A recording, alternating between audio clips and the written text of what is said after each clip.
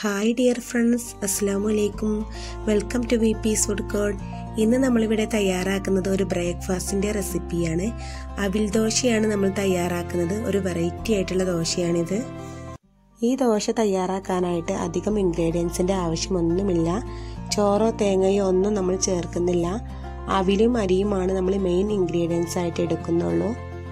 ഏതൊരു കറിയും ഇതിൻ്റെ കൂടെ മാച്ചായിട്ട് വരും. ഈ ഒരു ദോശ എങ്ങനെ ഉണ്ടാക്കുന്നത് എന്ന് നമുക്ക് നോക്കാം. അവിൽ ദോശ ഉണ്ടാക്കാൻ വേണ്ടിയിട്ട് 2 കപ്പോളം പച്ചരി എടുത്തിട്ടുണ്ട്. നമ്മൾ ഇഡ്ഡലി, ദോശ, പുട്ടൊക്കെ ഉണ്ടാക്കുന്ന റേഷൻ കടയിൽ നിന്നൊക്കെ വാങ്ങുന്ന പച്ചരിയാണ് എടുത്തിട്ടുള്ളത്. ഇനി ഇത് നല്ലോണം കഴുകി വൃത്തിയാക്കിയിട്ട് ഇതിലേക്ക് ആവശ്യത്തിന് വെള്ളം ഒഴിച്ചിട്ട് ഒരു 5-6 മണിക്കൂർ സമയം കുതിരാൻ വേണ്ടിയിട്ട് മാറ്റി വയ്ക്കാം. 5 മണിക്കൂർ കഴിഞ്ഞിട്ടുണ്ട്. ഇനി ഇതിലേക്ക് ആവശ്യമായിട്ടുള്ള അവിൽ നമുക്ക് കുതിർത്തെടുക്കണം.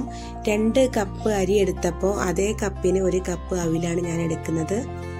ഇനി ഇതിലേക്ക് വെള്ളം ഒഴിച്ചിട്ട് ഒരു 5-10 മിനിറ്റ് കുതിരാൻ വേണ്ടിയിട്ട് മാറ്റി വെക്കാം. അവിൽ പെട്ടെന്ന് തന്നെ കുതിർന്ന് കിട്ടുമല്ലോ.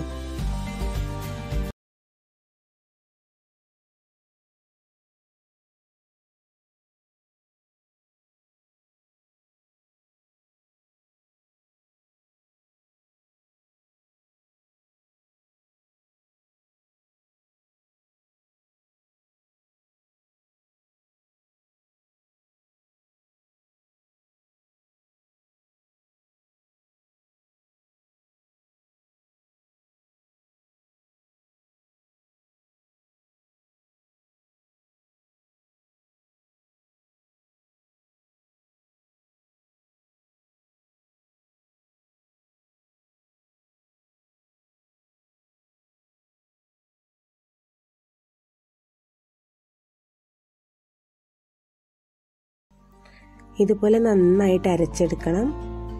ഇതിൽ നമ്മൾ ചോറോ തേങ്ങയോ ഒന്നും ചേർക്കുന്നില്ല. ഇനി ഇത് നല്ലോണം ഒന്ന് മിക്സ് ആക്കിയിട്ട് ഓവർനൈറ്റ് നമുക്ക് വെക്കാം. ഇതിപ്പോൾ രാത്രിയാണ് ഞാൻ മിക്സ് ചെയ്ത് വെക്കുന്നത്. ഇനി നമുക്ക് രാവിലെ ദോശ ചുട്ടെടുക്കാം.